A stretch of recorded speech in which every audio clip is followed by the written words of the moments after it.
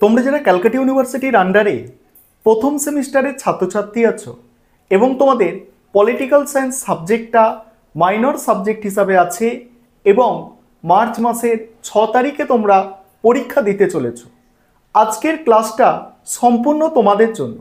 আজকের ক্লাসে তোমাদের লাস্ট মিনিট সাজেশন নিয়ে আলোচনা করব পলিটিক্যাল সায়েন্স মাইনর সাবজেক্টের।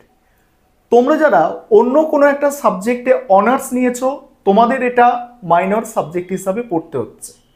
অনার্স সাবজেক্টের পিছনে বেশি সময় দিতে গিয়ে এই সাবজেক্টটা অনেকের ক্ষেত্রে কিন্তু একটু কম পড়া হয়েছে। তোমরা শেষ মুহূর্তে যে প্রশ্নগুলো দেখে যাবে মনোযোগ সহকারে শোনো। প্রথমেই তোমাদের কোয়েশ্চেন প্যাটার্নটা একবার মনে করিয়ে দেব।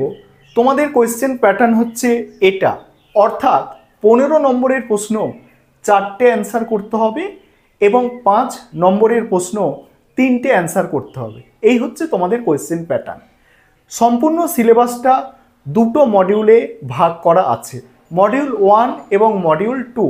মডিউল 1 থেকে 15 নম্বরের জন্য যে প্রশ্নগুলো তোমরা তৈরি করবে ভালো করে শুনে নাও।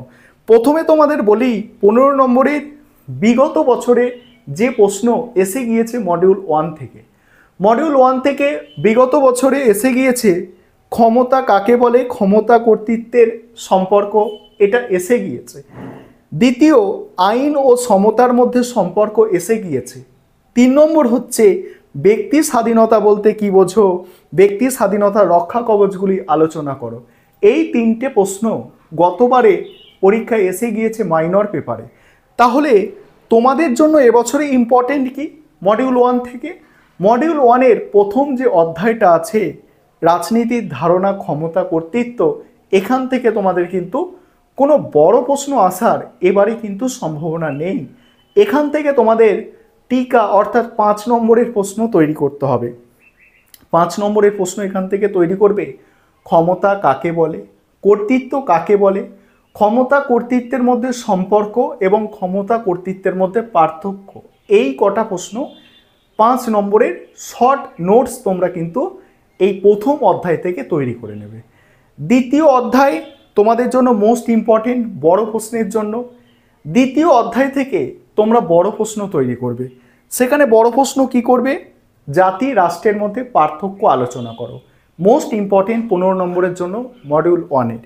দ্বিতীয় প্রশ্ন সার্বভৌমিকতা সম্পর্কে একত্ববাদী তত্ত্ব বা অস্টিনের মতবাদ, এবং আরেকটা সার্বভৌমিকতা সম্পর্কে বহুত্ববাদী তত্ত্ব। আমি আশা রাখি এই যে দুটো প্রশ্ন বললাম তোমাদের, সার্বভৌমিকতা সম্পর্কে একত্ববাদ আর বহুত্ববাদ, এই দুটোর মধ্যে তোমরা একটা অবশ্যই কমন পাবে। 3 নম্বর প্রশ্ন আধুনিক রাষ্ট্রে সার্বভৌমিকতার অবস্থান, এটা তুলনামূলকভাবে কম গুরুত্বপূর্ণ। এবারে এই যে দ্বিতীয় অধ্যায় মডিউল 1-এর, এখান থেকে তোমরা টিকা অর্থাৎ 5 নম্বরের জন্য যেগুলো তৈরি করবে, প্রথম প্রশ্ন হচ্ছে জাতির ধারণা আলোচনা করো, আর হচ্ছে একত্ববাদী তত্ত্ব, এটা তোমরা 5-এও তৈরি করে রাখবে। এবারে 3 নম্বর অধ্যায়। 3 নম্বর অধ্যায়ের নাম হচ্ছে আইন, স্বাধীনতা, সাম্য। তোমরা কি দেখলে? গতবারে পরীক্ষায় এসে গিয়েছে এখান থেকে আইন এবং সমতা, অর্থাৎ আইন ও সাম্যের মধ্যে সম্পর্কটা গতবারে এসে গিয়েছে। এবারে তোমাদের জন্য গুরুত্বপূর্ণ কি? আইন কাকে বলে, আইনের উৎসগুলি আলোচনা করো। 15 নম্বরের জন্য মোস্ট ইম্পর্টেন্ট। দ্বিতীয় প্রশ্ন আইন ও স্বাধীনতার মধ্যে সম্পর্ক আলোচনা করো। এই দুটো তোমরা এখান থেকে করবে, বড় প্রশ্ন। আর টিকা আকারে কি করবে? টিকা আকারে করবে আইনের উৎসগুলি লেখো, স্বাধীনতার রক্ষা কবচ এবং সাম্য কাকে বলে, এগুলো টিকা আকারে করবে। তাহলে মডিউল 1 থেকে 15 নম্বরের প্রশ্ন যেগুলো তোমরা তৈরি করবে, আমি আরও একবার বলছি, জাতি রাষ্ট্রের মধ্যে পার্থক্য, সার্বভৌমিকতা সম্পর্কে একত্ববাদী ও বহুত্ববাদী তত্ত্ব, এবং তারপরে আইন কাকে বলে, আইনের উৎস, আর স্বাধীনতা ও সাম্যের মধ্যে সম্পর্ক। এই হচ্ছে মডিউল 1। এবারে মডিউল 2 থেকে কি করবে ভালো করে তোমরা শুনে নাও। দেখো, মডিউল 2 থেকে গতবারে এসেছিল রলস, এসে গিয়েছে 15 নম্বরে, এবং তোমাদের এসে গিয়েছে যে তুমি কি মনে করো গণতন্ত্র ও কর্তৃত্ববাদ পরস্পর বিরোধী, অর্থাৎ গণতন্ত্র কর্তৃত্ববাদ যে পোর্শনটা আছে এখান থেকেও এসেছে, এবং নাগরিকতার উদারবাদী তত্ত্ব আলোচনা করো, এই প্রশ্নটাও এসেছে। এই তিনটি গতবারে এসেছে। তোমাদের এবারে যেটা আসতেই চলেছে অর্থাৎ আসবেই, সেটা হচ্ছে স্বাধীনতা সম্পর্কে জন স্টুয়ার্ট মিল। এটা ভালো করে তোমাদের করতে হবে, মডিউল 2 থেকে বলছি, 4 নম্বর অধ্যায়। এবং আরেকটা এখানে করবে অধিকারের সংজ্ঞা দাও, অধিকার সম্পর্কে বিভিন্ন তত্ত্ব আলোচনা করো। অধিকারের সংজ্ঞা দাও, অধিকার সম্পর্কে বিভিন্ন তত্ত্ব আলোচনা করো। 15 নম্বরের জন্য এই দুটো বললাম। তারপরে তোমাদের মডিউল 2 থেকে 15 নম্বরে করবে ডেভিড হেল্ডের গণতন্ত্রের শ্রেণীবিভাগ। মোস্ট ইম্পর্টেন্ট, 100% কমন আসবে, এটুকু নিশ্চিত থাকতে পারো এই প্রশ্নটা। ডেভিড হেল্ডের গণতন্ত্রের শ্রেণীবিভাগ। কর্তৃত্ববাদী রাজনৈতিক ব্যবস্থার বৈশিষ্ট্য, এটা 15ই দেখতে পারো। রাজনৈতিক বাধ্যবাধকতার ধারণা, এটা 15ই দেখতে পারো। আরেকবার আমি বলছি, মডিউল 2 থেকে 15 নম্বরের যেগুলো করবে। আর এখানে আরেকটা বিষয় তোমাদের আমি বলে রাখি, যে রলসের যে থিওরি জাস্টিস, এটা গতবারে 15 এসে গিয়েছিল, তবে এই যে প্রশ্নটা এটা কিন্তু রিপিট হতে পারে। মোস্ট ইম্পর্টেন্ট প্রশ্ন আছে, এটা 5-এর জন্য অবশ্যই তোমরা করে নেবে। 15 যেহেতু এসেছিল, একটু বড় করে পারলে করবে, 15 আবারও রিপিট দিতে পারে, তবে 5-এ আসবেই, ঠিক আছে।